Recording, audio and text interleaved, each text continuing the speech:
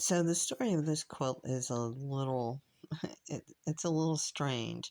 I started cleaning up my fabric, or at least my quilting cartons and stuff, and I was pulling out a bunch of scraps that I was going to process, and I found like it was either 4 or 6 blocks. I can't remember. And I thought, I didn't remember making them. And then I was cleaning further, and I found 3 rows of 4 sewn together. They were kind of spidered sewn together. And I'm like, this is really intriguing now.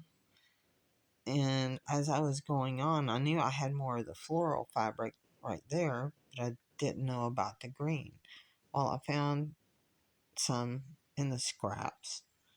It was about, I don't know, 28 inches or so. And I thought, well, I might be able to get some blocks. And then I found another like 20-inch scrap of the green. So I was able to uh, make quite a few, and this is the size. It's going to be a nice throw. It's 45 by 68 there. I still have my strings to cut off, and I have to get it all square and everything, but I'm really liking the way it turned out.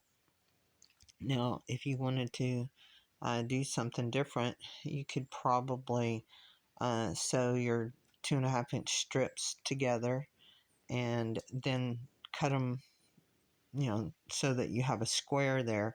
Measure that and then find out how big the square is and cut a floral or an alternate fabric here and here, and then lay them out diagonal this way. But if you do that, make sure every time that you lay one of your strip set things that you keep one row with one of your feature fabrics going one way, and the other one it has to go the other way. But it turned out pretty cool. I like it. I don't know. So I was actually surprised. Talk to you later. Bye.